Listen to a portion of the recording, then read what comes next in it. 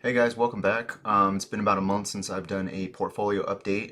There's a lot of new changes that I've done, so we'll go ahead and just get right back into the video. Before we start the video, if you could hit that like and subscribe button, I would greatly appreciate it. So I made a couple changes. I actually am no longer with Robinhood completely. As you can see, I still have the only thing that I have remaining in my Robinhood account is my crypto position, which is my Ethereum position. That's the only thing you can see here. I used to have all those positions sitting over here on the sides. It would show if I had options and things like that. Everything's moved now. So I moved to Interactive Brokers. So you can see here, these are all my current positions. And if you've watched some of my prior videos, you saw that I was already holding Google, Oscar, AMD, and I had Amazon as core positions. I've added Snap and Moderna, and then I believe I still had the UPS call when I had my Robinhood going. And then this AST is just a sold put. So I was trying to see if the market pulled back or if this stock specifically dropped. I'd be willing to buy 100 shares. I think I sold like a $30 put on it. But obviously, the stock is up like near $60 now. So it's just completely ran. That put, I'll probably just collect the premium on it, and that'll be it. But the other thing, one of the biggest reasons why I moved to Interactive Brokers is the ability to function with TradingView. So now I can essentially just click here. I can log in through my broker, and it should, see here. There we go. So now you can see here my positions are showing up on TradingView through Interactive Brokers. So I just wanted the availability to trade and do everything off of TradingView. So I didn't want to be having to put orders in on Robinhood and then be coming back and looking at TradingView to try and find my levels. I wanted to be able to place all my orders on my charts that I have on TradingView, which has actually been really nice. You can see here too that my account is live here. The green dot means I'm connected to my actual interactive trading account. So, and then just to show you guys, so now you can have a better visual too when I'm making these videos of where these average positions are. You can see here, this is how many shares I have. This is how much I'm up on the position. The Moderna position was a new position, but just to give you guys a breakdown of why I moved from Robinhood, it wasn't that I didn't like Robinhood or anything. I just wanted to go with a broker that I was able to use the functions of TradingView a lot more with, which is why I went with Interactive Brokers. So, but Google, I haven't done anything to the position. Still just sitting at 18 shares. The market has slowly been just continuing to grind higher, not fighting momentum, not really trying to short it, just letting it do its thing. Amazon is almost at this level right in here where I do want to get a little bit more aggressive. I probably will try and increase this position from about 12 shares to maybe 20. So maybe by the next video that I make, maybe at the end of the week or sometime next week, this position could be a little bit bigger here. AMD, it looked like it was going to potentially get down to this anchored VWAP, this little area that I've been watching for a while, but it's just kind of grinding higher. Now, this big red candle here was kind of a false breakout from this consolidation, so maybe it starts to pull back into like this 132 to 140 area, and then I might look to get a little bit more aggressive here. Moderna was a new position, and I'll explain why. So the stock has been beaten up like crazy. It had this big old run here after COVID from all the vaccine news and things like that. But you can see here for the last, 2.5, 3 years, just in a complete downtrend. No real relief. I mean, there's some relief bounces, but you'd have to be really spot on as far as your zones to know where I'm buying this stock and where I'm going to sell it. But the reason why I decided to take a chance on this was you can see here, all this volume has been slowly starting to come in. Compared to over here, there's tons of volume that has been coming in since it's been getting into this, let's say, like 38 range. And if I zoom in even more, you can just see all this accumulation volume. 1, 2, 3, 4, 5, almost 6 tests of this $23 level. So my thesis behind this was just, let's let it pull back a little bit. I've been watching it since I think like maybe 2 weeks ago. It started to pull back. So on last Friday, the 26th, I bought 150 shares. It's up nicely. It's had a nice run. I'm probably going to trim some at this 200-day moving average at 30.41, maybe 50 shares there just to take some profits. and then maybe it's gonna could climb up here to this 35 area, and we'll see where the stock goes from there. But so far the trades have been really nice. It's just been a swing trade. I don't plan on holding Moderna for an extended period of time like some of these other stocks. Oscar, haven't made any other moves. I wish I would have been a little bit more aggressive here. I think that my mindset was playing too much of a bias on. I was thinking the market was going to pull back, pull back, pull back.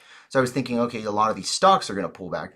That hasn't been the case really, and I should have been a little bit more aggressive here around my average when it was consolidating here for the last like 2.5 weeks, because now it looks like we're really about ready to break out. So from this long-term downtrend, one, two, almost three. This is about to be the fourth test here. So there's a good chance that we could break out and come back up here and test this 23 to 24 maybe dollar level. And then it wouldn't surprise me if the market gets really crazy and euphoric in the end of year. This stock could be a $30 stock by the end of the year possibly. So we'll see how it goes. You can see all this volume that's coming in as well, that has slowly been accruing on this stock compared to everything going on right here. So it's got a lot of eyes on it. A lot of people are starting to buy this stock. So we'll kind of see what's happening. Same thing with Snapchat. The reason why I bought this stock, now my average position was not great. I kind of got a little bit of FOMO on this. I didn't want to miss this breakout. So I think I entered last Friday maybe, or this past Monday. And you can see my average is $8.41. What I should have done was wait for this pullback, this nasty candle that was on Tuesday, and I should have probably bought around this consolidation down here, in the like $7.50 range. I didn't do that. That was a mistake. I'm up on the position very small right now. But this could be setting up for a very nice breakout here. You can see this downtrend line. So we had 1, 2, 3, 4. This is about to be a fifth. 200-day moving average is right around 910. So if we can break out, consolidate above this 200-day moving average, use it as support, this thing could head back up here to like almost $13, where you saw all these tests that it failed before we started to break down again. So once again, this is a swing trade as well. But if this starts to break out with some heavy volume, I may add more shares than this 200. It's a very small position. It's not anything excessive. And then the last thing that I'm still holding is just my UPS contract. That's the other thing that's nice with using TradingView now. They enabled options trading through TradingView. So if your broker that you're using allows you to trade options, you can trade it directly through TradingView. So this is actually the options contract, the quote for the UPS contract that I have. So you can see it up here, UPS option 15 January 2027, a call, $80 call. So essentially this is just showing where my average was. So it's 1305 is what I paid for the contract. It's up to 1530 right now. UPS overall looks great though. If you look at this from a standpoint of a daily basis, once again, and it's been the common thing that I've been looking for in this market, is where are stocks starting to show a lot of volume, a lot of interest before they're breaking out. That's telling me that people are coming in and buying these stocks and accumulating up shares before this massive run. So, I mean, am I saying UPS is going to be a $150 stock in a couple months or whatever? No. But once again, big downtrend here, downsloping 200-day moving average. I'm thinking, if I had to take a good guess, that UPS is going to eventually fill some of these gaps. There's a big gap here at 98 to 100. There's another gap up here between like 106 to 108. And then there's an even bigger one up here between 121 to 133. So I've got almost a whole year left, or about a year and a half-ish, on this contract. So it's got plenty of time to get into profits. It's an $80 call, so I'm already in profits. It's already in the money as far as that goes. So there's plenty of time. There's no rush as far as this position, and I'm just letting it ride.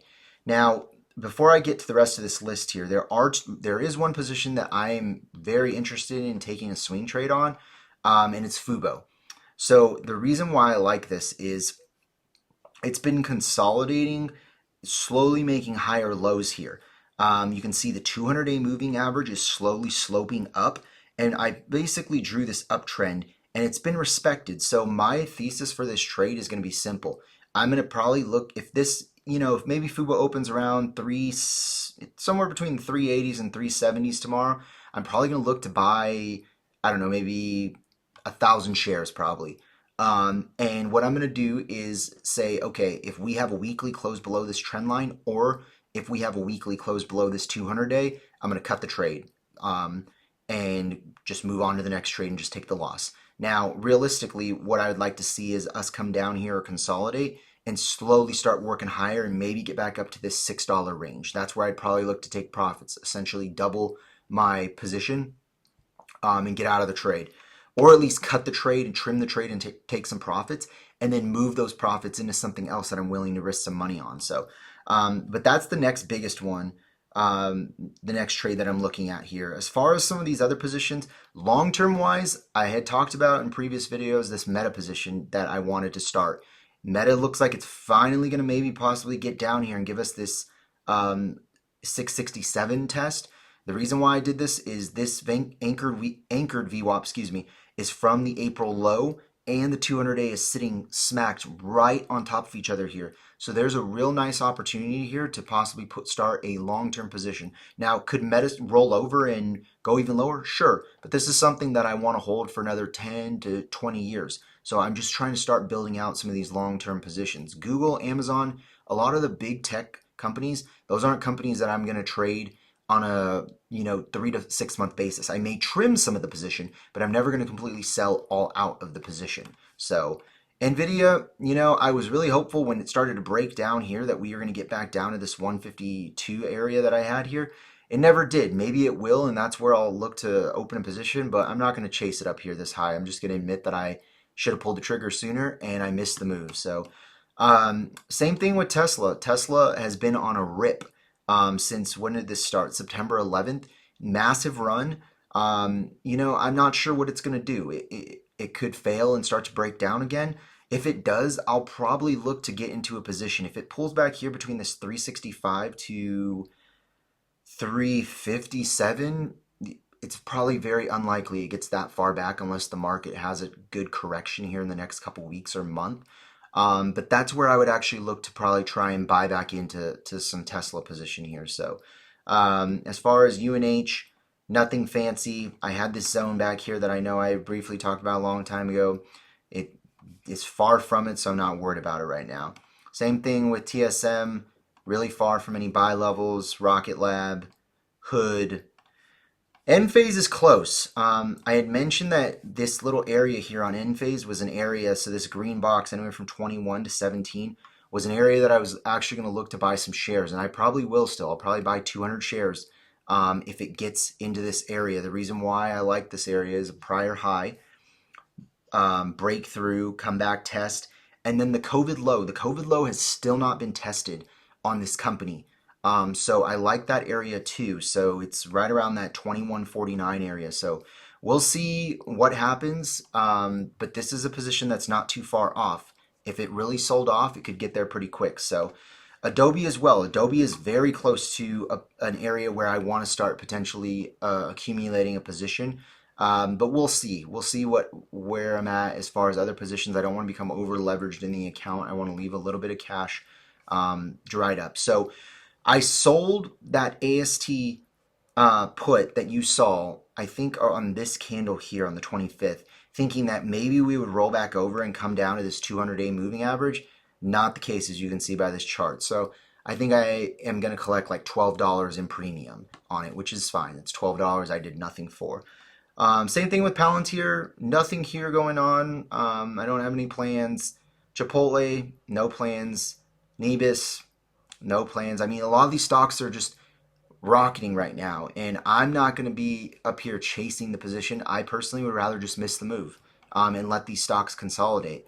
So you can see here I've got a laundry list of stocks that I like to watch and keep an eye on very closely. And they're, if they're going to run and I haven't established a position, I'm not going to chase them. We very well could keep going. As far as the market, there's really not a whole lot going on here. You can just see we've just been grinding higher, grinding higher. Now, the one thing I will note that people should be aware of is all since September 18th, the VIX hasn't that much weakness. We've been going higher, but the VIX has just been grinding sideways. This is VIX futures as well. So if I go and show you, this is October 15th. This is, or excuse me, this is the October VIX futures. So you can see here, the low was on September 18th. Then we had a test on, what was this, the 29th. Another test here on October 2nd. And we haven't broke this low yet. The S&P 500 and the NASDAQ have been making new highs. So this is telling me that people are buying tons of puts. They are hedging against their risk. Now, if it wouldn't shock me if this week they unwind some of that risk and we break the lows on the VIX, and that would tell me that people are completely naked. They are full-blown long, and the market could keep going higher. But this is something to keep an eye on here, is if we start to coil and start to rally with the VIX futures and the market is continuing to push higher, that would tell me that we could possibly be nearing a top, because people are buying a lot of hedging here, while a lot of people are just continuing to buy, and they're not paying attention to the VIX. So that'll be something interesting to see, is if we can take out this, what is this, 1736 area on the VIX futures this week. And if we do, then, you know, the market will probably slowly keep grinding up. If we start breaking up and sustaining maybe above 18, we could see some downward pressure on the market. So, but we'll see. We'll see what happens. You can see here I have this trend line on the NASDAQ that has been tested 3 times. It would be nice to see, you know, a 800-point pullback on the NASDAQ. I still do think there's going to be a nice year-end rally, but the longer the market continues to run without a pullback, the less likely I feel confident that we're going to have a strong end-of-year rally. If we can get a good 1,000-point pullback on the NASDAQ, maybe by end of October, let's say, I think the rally from November to the end of December could be really powerful and could be something that you maybe don't want to be chasing. That, you know, I would even be thinking to myself, well, maybe I need to start reducing some exposure because we're up 30-40% off the April lows. So but that's just my thought process. You know, everybody's different with their risk tolerance. That would just be something I would be considering and maybe potentially doing. So but we'll see what happens this week. We'll see when the futures open in about an hour and a half, what the market does this week. So we'll see you guys in the next video.